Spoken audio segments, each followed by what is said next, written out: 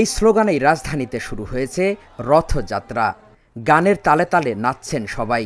শ্রী শ্রী জগন্নাথ দেবের কাছে চাইছেন সকল অশুভ থেকে মুক্তি। শুক্রবার বিকালে সনাতন ধর্মাবলম্বীদের উপাসনালয় ইস্কনে গিয়ে শ্রী শ্রী জগন্নাথ দেবের রথযাত্রা উৎসবে এই দৃশ্য দেখা যায়। এ সময় সনাতন ধর্মাবলম্বীরা জানান, রথযাত্রায় তাদের একই চাওয়া, সকল অশুভ শক্তি বিনাশ করে জগন্নাথ দেব যেন তাদের মঙ্গল বয়ে আনেন, সবার মাঝেই যাতে শান্তি বিরাজ করে। রথযাত্রার মাধ্যমে আমাদের শান্তি ও মঙ্গল, আমাদের কৃষ্ণ কৃপা লাভ করার জন্য আমরা রথযাত্রা দড়ি ধরতে আসছি। এই রথযাত্রা দড়ি ধরলে আমাদের হিন্দু ধর্মের, সনাতন ধর্মের শান্তি মঙ্গল কামনা কি জগন্নাথ মাসি বাড়ি যায়। আমরা যারা তার কাছে যেতে পারি না, যেমন আমরা প্রতিবন্ধী আছি, যারা তার দুয়ার দিয়ে যায়, তখন সে দেখে রথযাত্রার দড়ি ধরলে বা রথযাত্রা দর্শন করলে আমাদের কৃপা লাভ হয়, মঙ্গল শান্তি কামনা হয়। সবাই আনন্দ বিধানের জন্য এবং জগন্নাথকে সন্তুষ্ট করার জন্য, জগন্নাথ ভক্তদের কৃপা দান করার জন্য জগন্নাথ আজকে রাস্তায় নামছেন এবং ভক্তদেরকে কৃপা দান করবেন। এটা হচ্ছে আমাদের প্রাণের উৎসব, আমাদের আবেগের একটা জায়গা।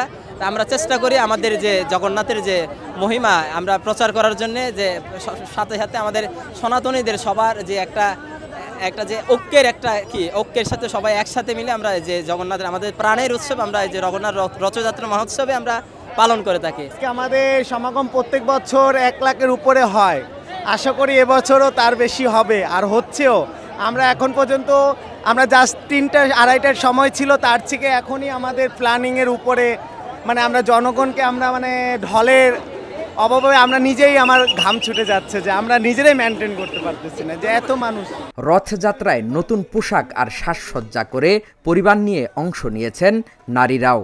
তারা জানান, জগন্নাথ দেবের সাজানো রথযাত্রার দড়ি টেনে সন্তান ও নিজেদের জন্য কৃপা চান তারা। আমরা আসলে শান্তি প্রতিষ্ঠা চাচ্ছি, জগন্নাথ দেব আমাদের কৃপা করুক, আমরা যাতে সবাই ভালো থাকতে চাই, একসাথে থাকতে চাই, এটাই চাচ্ছি, আর কিছু না। আমি অবশ্যই নিজের ভালোটাই চাবো, খারাপ তো কেউ চায় না। আমি চাচ্ছি জগন্নাথ আমাকে কৃপা করুক, আমরা ভগবানের কৃপা লাভ করি, এটাই চাচ্ছি। ভগবানের কাছে প্রার্থনা করি সবাই যেন ভালো থাকে, ভগবান যেন সবাইকে ভালো রাখে। এই দিন সবাই আমরা রাস্তায় নামি জগন্নাথের রথদড়িটা। এই যে জগন্নাথ মন্দিরে যে স্নানযাত্রা গেল, এর 15 দিন পরে রথযাত্রার ভগবানকে, জগন্নাথ দেবকে এক মন্দির থেকে আরেক মন্দিরে নিয়ে রাখে, ওই 7 দিন ওইখানে অনুষ্ঠান হয়, এরপরে আবার নিয়ে আসে আর কি মন্দিরে। আমরা এখানে আসছি, আর এই বছর আমি প্রথম আমার মেয়েকে নিয়ে এই রথযাত্রা অংশগ্রহণ করলাম, এই জন্য আমি খুব এক্সাইটেডও, যাতে এখন রথ টানার পালার জন্য অপেক্ষা করছি। যদি ঠাকুরের কৃপা থেকে অবশ্যই দড়ি ধরে টান দিতেও পারবো, সে অপেক্ষা আছে। দেশের মধ্যে যেন ঈশ্বর যেন সবার মধ্যে শান্তিভাব বজায় রাখে, দেশের পরিস্থিতি, বিশ্বের পরিস্থিতি যেন ভালো রাখে, এটাই আমাদের কামনা। এ সময় রথযাত্রার মূল প্রতিপাদ্য তুলে ধরেন অনেকেই। তারা জানান, প্রতি বছর আষাঢ়ে অনুষ্ঠিত হয় এই রথযাত্রা। জগন্নাথ দেব মূলত সনাতন ধর্মাবলম্বীদের আশীর্বাদ দিতেই রথে করে পৃথিবীতে আসেন।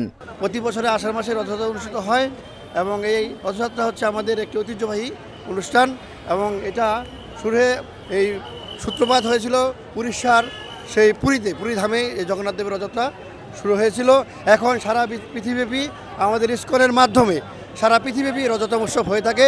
সারা পৃথিবীর মানুষ একই দিনে রথযাত্রা উৎসবে যোগদান করে থাকেন। বিশ্বের কল্যাণের, জগতের কল্যাণের জন্য, জগতের মানুষের কল্যাণের জন্য এই রথযাত্রা উৎসব পালিত হয়। যে মূল্যবান কথা এটাই যে আমাদের প্রভু তিনি আমাদের কৃপা করার জন্যে কি রাস্তায় বেরিয়ে পড়েছেন, এই সবচেয়ে মূল্যবান বিষয়। এখানে উৎপাদন তত্ত্বের একটি বিকাশ লক্ষ্য করা যায় এবং এই যে আজকের তিথিটি, এই তিথিটির মাধ্যমে আমাদের কৃষি সভ্যতার একটা আমূল পরিবর্তন হয়েছে বলে আমার ক্ষুদ্র অনুভব এবং আমরা কৃষি সভ্যতার একজন নাগরিক হিসেবে এই উৎসবটি আমরা ধারাবাহিকভাবে উত্তরণের জন্য, সূচিবোধের জন্য পালন করছি। কুরুক্ষেত্র থেকে বৃন্দাবনে যাবে কৃষ্ণ, এটাকে কেন্দ্র করে ব্রজবাসীদের বিরহে যে এতদিন দ্বারকায় ছিল কৃষ্ণ, তাতে একটা কুরুক্ষেত্রে যে সূর্যগ্রহণ উপলক্ষে চলে আসে স্নান করতে সবাই, তখন ব্রজবাসীরা এবং দ্বারকাবাসী সেই কৃষ্ণকে ওখানে দেখতে পায়। তা কৃষ্ণ এবং বলরাম আর সুভদ্রাকে নিয়ে কোথায় চলে যাচ্ছে? বৃন্দাবনে রথে করে নিয়ে উপলক্ষেই।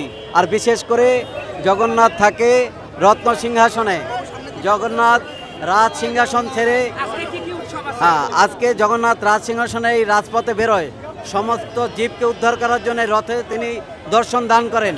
শাস্ত্রে বলা হয়েছে রথে চ গমনং দৃষ্টা পুনর্জন্ম নবিদ্যতে। ধর্ম বর্ণ নির্বিশেষে এই রথযাত্রা যেন সবার জন্য মঙ্গল বয়ে আনে, সেই প্রত্যাশা সনাতনদের। হাকিম মাহি, ঢাকা জার্নাল।